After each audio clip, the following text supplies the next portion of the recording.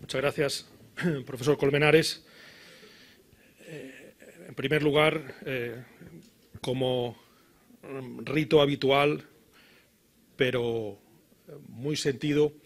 decir que uno se siente privilegiado ante este auditorio en el que ya se ha visto en las intervenciones de esta mañana, se está construyendo, se está poniendo en discusión cosas que vamos aprendiendo a lo largo del tiempo y que necesitan ser repensadas y observadas desde otro punto de vista. El Instituto Colombiano de Derecho Procesal lleva ya muchos años trabajando en esa dirección, trabajando en la dirección de traer a alguna de las bellísimas ciudades colombianas, como esta de la Heroica, para, contrastando pareceres o complementando pareceres, permitirnos aprender. Muchas gracias, Jairo, profesor Parra Quijano, maestro, por permitirme participar de esta labor colectiva de construcción que se hace aquí todos los años, además no solo implicando a los ilustres profesores que me acompañan en la mesa, a los que están en el auditorio, sino también a los estudiantes. Es una de las enseñanzas que el maestro Parra ya hace algunos años me inculcó y procuro ser obediente estudiante en eso del profesor Parra, en que lo importante de la universidad son los estudiantes. Y no puedo por menos que en estos primeros minutos loar la actitud y el impulso que el profesor Parra hace para que los estudiantes se impliquen en ese foro de construcción, de debate, de discusión. Y claro, el profesor Parra no trabaja solo, trabaja con el director del Congreso, Eurípides de Jesús Cuevas Cuevas, con Magda Quintero, con todo un grupo enorme de profesionales, de procesalistas profesionales, pero también de profesionales en la organización de congresos, que hacen que esto funcione como un reloj, que funcione, parece que Colombia se parece más de lo que pensamos en España a Suiza cuando vemos cómo funciona el Congreso. Muchas gracias por permitirme estar aquí. Ya he consumido bastantes de los minutos de los que nos hablaba Omar, y yo voy a intentar contribuir para, en alguna parte hacernos repensar algunas cosas. Y me temo que mi charla, que mi conversación pueda ser un poco desasosegante, pero es un poco nuestro trabajo, ¿no? Un poco desasosegarnos poniendo en cuestión conceptos que a veces hemos dejado un poquito de lado, un poquito, a lo mejor desde esa perspectiva que también se ha mencionado aquí, mirando solo el derecho en sentido estricto, en sentido de derecho positivo, cuando el derecho opera en la sociedad, opera con factores muy diversos, con factores distintos que debemos tener en cuenta. El derecho y el derecho procesal es muchas veces más complejo de lo que hasta ahora habíamos pensado. Y nos lo decía ahora el profesor Marinoni, que hasta desde el punto de vista de la casación se puede ver que el derecho es mucho más complejo de lo que incluso el maestro Calamandrei, ni más ni menos que Calamandrei, veía en 1920. El tema, como reza en el propio programa, el tema central en el que quiero enfocar estos minutos es el razonamiento judicial. Y partir de una idea que es bastante común en nuestra especialidad, que es la anfibología en los términos utilizados. Anfibología que todavía se complica más porque, aunque somos muy parecidos en cuanto a las normas que aplicamos los distintos países de nuestro entorno, iberoamericanos, pues a veces hay juegos, engaños, confusiones en el uso de esos términos. Me refiero a la palabra juicio. Desde el punto de vista español, la palabra juicio se utiliza de maneras distintas. En primer lugar, podríamos hablar la propia Ley de Enjuiciamiento Civil del año 2000 utiliza el término juicio como equivalente a un tipo de procedimiento. Y así hablamos, los dos procedimientos comunes serían el juicio ordinario o el juicio verbal, de forma muy similar a lo que el Código General del Proceso colombiano establece con otros nombres. A veces, ya con una tradición grande en España, hablamos de juicio como una parte determinada, parte importante de un proceso. Por ejemplo, el juicio oral como fase plenaria en la que, con el cumplimiento de una serie de principios, en España desde 1882 se tiene que tramitar y se tiene que desarrollar la actividad principal de un proceso penal. Pero probablemente el término juicio, la acepción, diríamos, el significado que más nos puede interesar es la acepción de juicio probablemente más antigua, porque ya desde los tiempos medievales se utilizaba, que es el juicio como decisión judicial, juicio como decisión con unas determinadas características que han ido cambiando a lo largo del tiempo, pero ahora como decisión motivada por exigencias constitucionales y a la que se llega a partir de un determinado razonamiento, a través de unos elementos fácticos, elementos jurídicos bastante más complejos, ya lo decía el profesor García Ramírez, bastante más complejos de los que nos decía Montesquieu, y es verdad que eso ya era bastante, el hablar de alguien distinto del supremo poderoso del Estado que pudiera decidir, que pudiera aplicar en los casos concretos y dijera a través de su boca las palabras de la ley. Pero eso se vio rápidamente que era mucho más complejo y esa decisión, ese juicio es efectivamente complejo en muchos sentidos. No solo complejo en el sentido de que efectivamente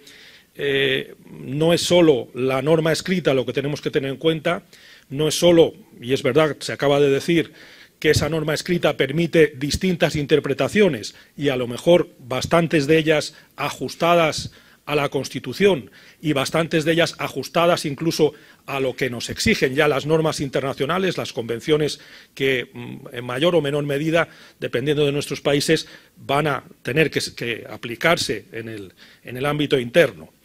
Esa norma esa función, esa decisión judicial compleja está además afectada por elementos extrajurídicos, por elementos, desde luego, sociológicos y por elementos psicológicos, que es en lo que quiero centrar un poco la intervención.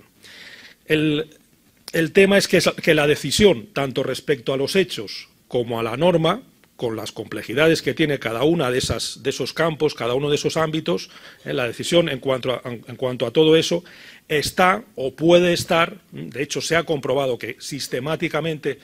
lo suele estar, influida por algunas circunstancias que no siempre son controlables. Por eso hablaba al principio de que es una constatación desasosegante, pero yo creo que importante porque nos puede poner en guardia, nos puede decir cuidado, que las cosas a lo mejor, con todas las complejidades que decimos,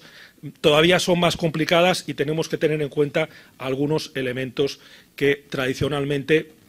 aunque en algunos estudios ya se han hecho con profundidad y con seriedad sobre el juicio jurisdiccional, recuerdo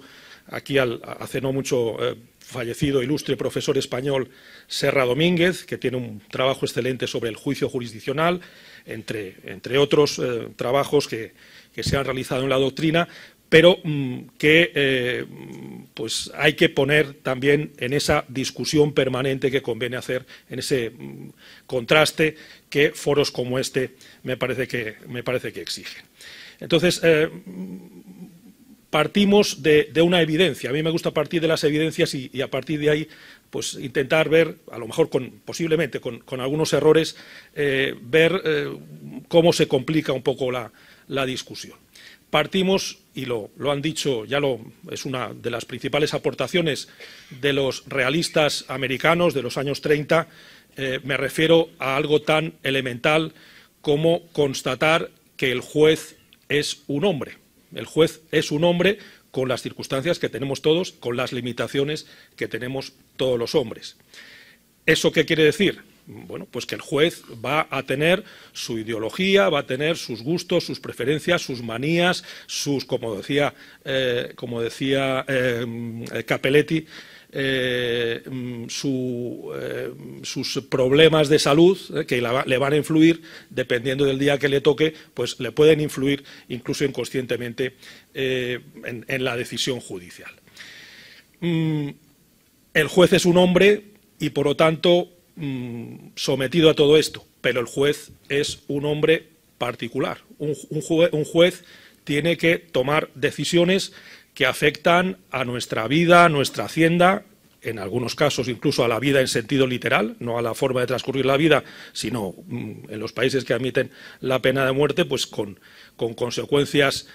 irreversibles incluso. Entonces, las decisiones del juez, desde luego del juzgador, no son las decisiones de cualquier hombre. Pero quedémonos con esa idea de que la decisión judicial, aun la cuidadosa, aun la delicada y sometida a una sosegada, en la medida que se puede, sosegada reflexión, pues está sujeta a algunos inconvenientes, a algunos problemas. Un primer elemento en el que en nuestros países, los países de nuestro entorno, pues han intentado ofrecer algunos elementos a lo mejor involuntariamente, a lo mejor de manera no directa para resolver el problema, pero que ayudan a resolver este problema. Me refiero a la implementación de la oralidad y la inmediación. Es decir, cuando el juez aprecia la actividad, sobre todo probatoria, respecto a los hechos, directamente, parece que, en principio, puede,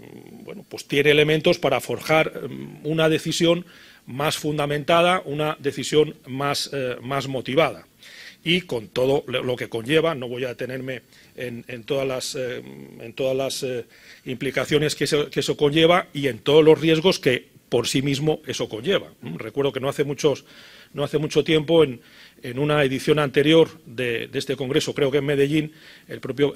perfecto Andrés Ibáñez nos hablaba de los problemas de la inmediación, de los riesgos y de que esa idea que incluso vemos en la propia jurisprudencia de que cuando el testigo se ruboriza, cuando el testigo tartamudea, cuando parece que está inseguro, miente. Eso no es verdad. Existe ese antiguo aforismo alemán de que el papel miente sin ruborizarse, pero es que también los buenos actores pueden mentir sin ruborizarse. Entonces, la inmediación tiene también ya sus riesgos propios del sistema y no debemos confiar absolutamente en que esto puede resolvernos, puede ayudarnos a obtener una decisión, un juicio más justo. Claro, la inmediación, sobre todo, se ha defendido en respecto a las pruebas personales y yo creo que es una buena labor la que se ha hecho por algunos autores de España y de fuera de España de desmitificar, en cierto modo, la oralidad y la inmediación. La oralidad y la inmediación son buenas, pero para algunas cosas probablemente no, y estoy recordando que preside esta mesa el profesor Colmenares y estoy recordando el monitorio. El monitorio no servirá, no hay oralidad, no hay inmediación, porque a lo mejor la decisión a la que se llegue en esos ámbitos no necesita de esos elementos para formar la convicción. Pero esos son, estoy simplemente esbozando algunos elementos que pueden afectar a la decisión judicial y que ya han sido, como decía, ya han sido tratados por ilustres profesores. Pero yo creo que hay que incidir en lo que también ya se ha empezado a hacer, que es incorporar elementos desde el punto de vista psicológico, desde la psicología jurídica, sobre todo en el ámbito norteamericano, en los Estados Unidos de América y en algunos otros ámbitos, en España en algunos aspectos, ya ha sido incorporada como elemento a tener en cuenta. La psicología jurídica nos ofrece unos ciertos instrumentos que permiten, lo que decía al principio, poner en discusión, ver si hacemos bien ese trayecto que queremos para que el proceso sea una vía para llegar a una decisión lo más justa posible. Esa justicia de la decisión, que es algo casi inescrutable porque hay factores muy variados y muy complejos que inciden en ella, pero que nos sirve como ideal, como meta a la que pretendemos llegar de la forma más segura, más eficaz posible. Bueno, pues esa delicada decisión judicial, con todas esas limitaciones, con todas esas inseguridades, desde el punto de vista psicológico,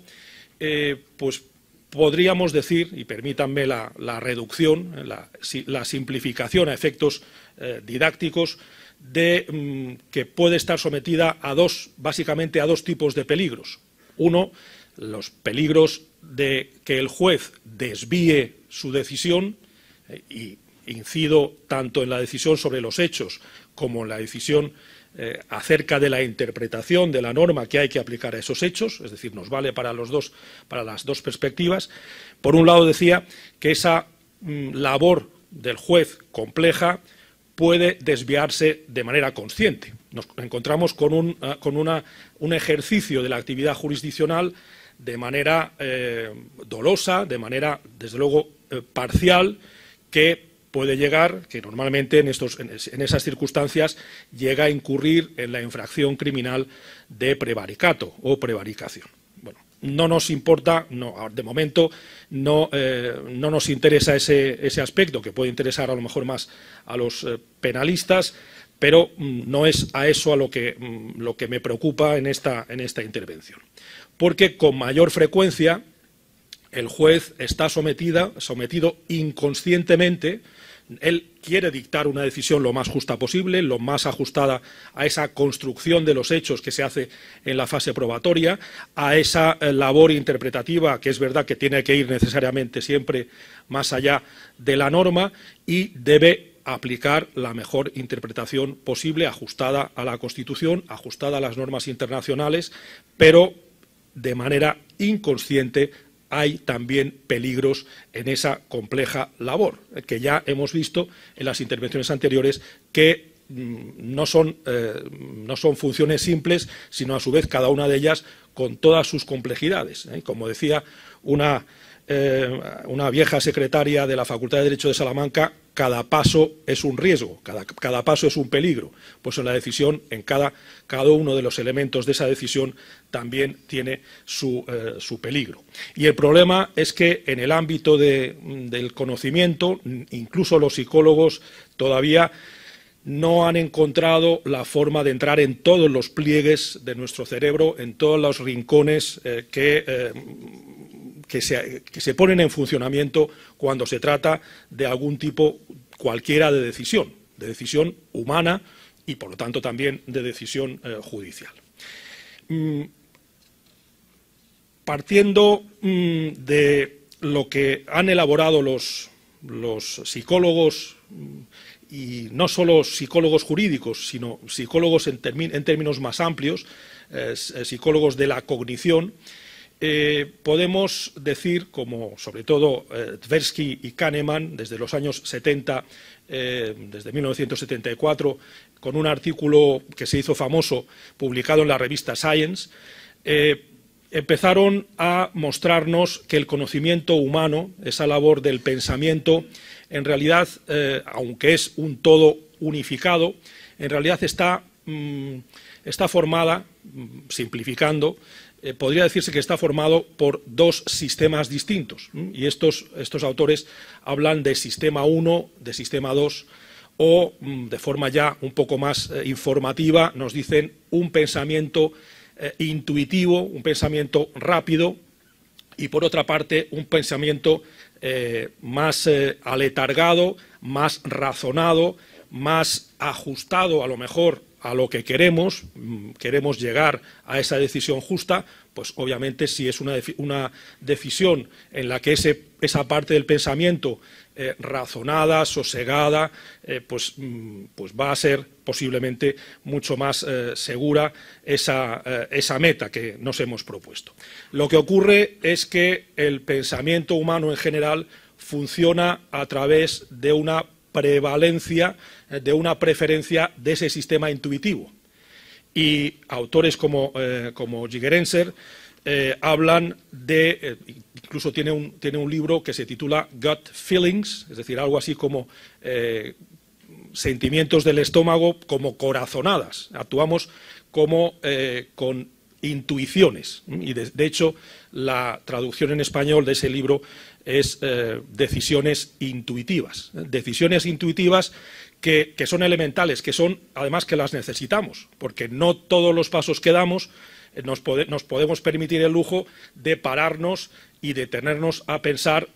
cuál es el paso siguiente que hay que dar. Es decir, hay una serie en el pensamiento humano, hay una serie de atajos, de shortcuts, utilizan ese término en inglés, de atajos de la mente para la vida rutinaria, para que no tengamos que a cada paso detenernos y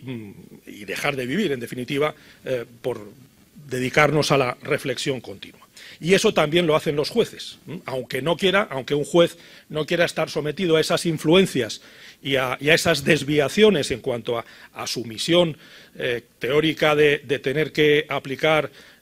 las normas en ese sentido amplio que nos decía el profesor Marinoni al caso concreto que se le plantea, aunque no quiera, pues habrá algunos elementos en que algunos elementos, me refiero, de ese razonamiento judicial en que está sometido a estos atajos de la mente, atajos involuntarios.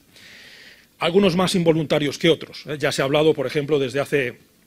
mucho tiempo en Alemania, lo recogió, por ejemplo, el profesor Jimeno Sendra en su famoso y ya tradicional libro sobre fundamentos del derecho procesal,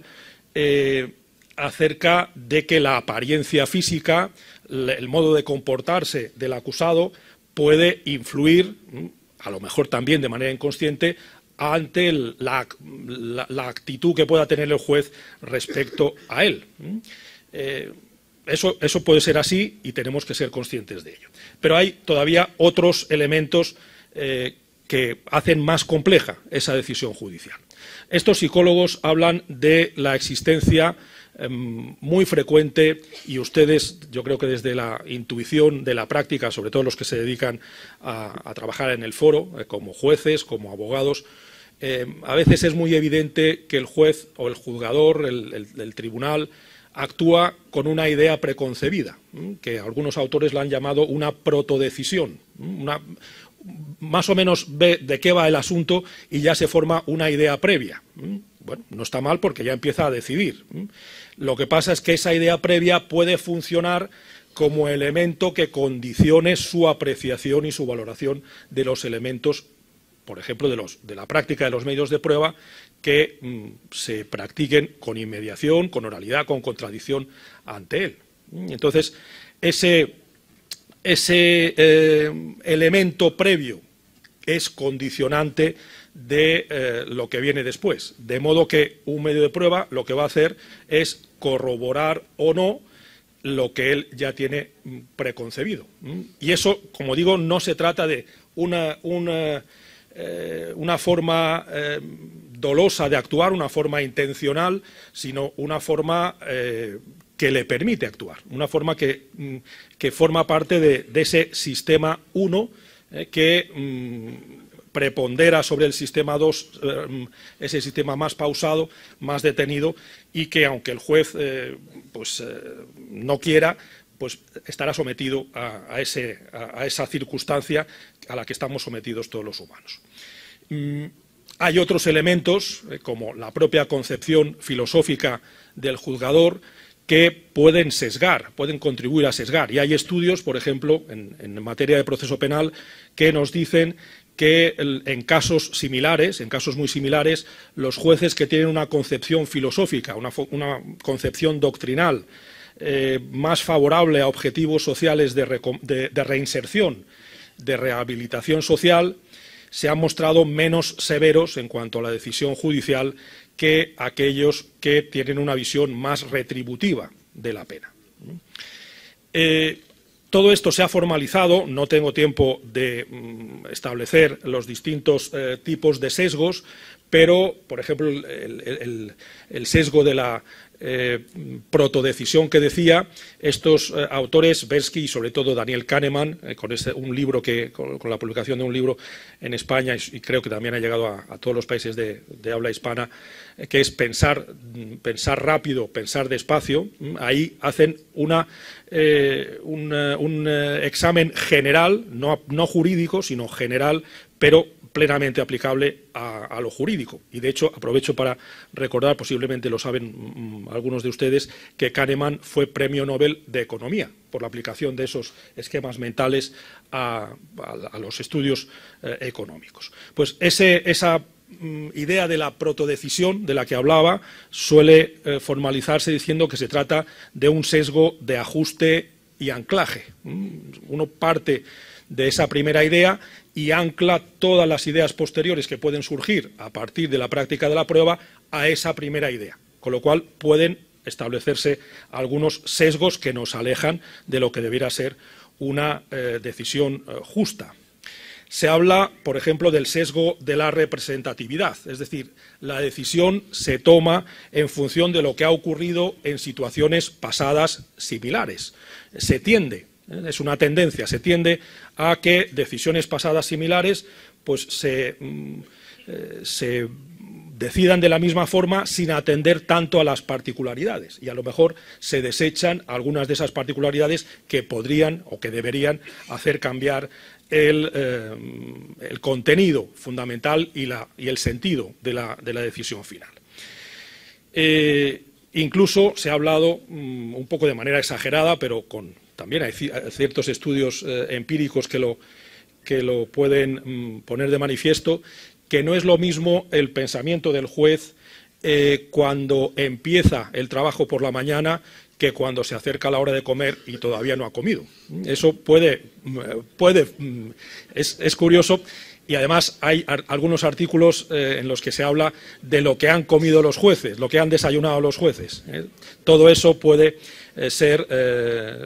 uno de los elementos que influyan en la decisión judicial, lo cual ya puede dar la idea de la delicadeza y de la fragilidad de este razonamiento judicial. Y todo eso se aumenta más cuando se trata de decisiones, especialmente yo creo que en Colombia también se dice decisiones mediáticas, decisiones en los que los medios de comunicación están especialmente atentos y a veces morbosamente atentos. En esos casos puede haber riesgos más o menos conscientes del juez en cuanto a la toma de decisiones. Eso, por ejemplo, es importante en materia de violencia de género o en conflictos armados, también es importante. El juez en esos casos puede inconscientemente decidirse por la solución más cómoda para no sobresalir, para no ser causa de discusiones que le incomodan, que no le gustan, o a lo mejor puede reaccionar de la manera opuesta, es decir, intentar reafirmarse frente a un pensamiento masivo, pensamiento generalizado de la sociedad. Pero en cualquiera de los dos casos no se cumpliría el dogma del que partimos, de que a partir de unos hechos determinados, de una norma que se les aplica, va a salir una decisión final justa. Todo eso son, por lo tanto, elementos que desasosiegan a lo que en principio nos han enseñado y que en principio pues debemos intentar primero ser conscientes de ellos, preparar suficientemente a los estudiantes de Derecho también en la existencia de estos posibles peligros y riesgos, y intentar que a través del cumplimiento de las garantías del debido proceso, la debida contradicción, el cuidado y la atención del juez al observar cómo actúan cómo se desarrollan la práctica de medios de prueba, cómo puede aplicar la norma jurídica al caso concreto, pues intentar que todos esos sesgos funcionen o influyan de la menor forma posible. Les agradezco mucho la atención y para mí es un privilegio haberles podido hablar. Muchas gracias.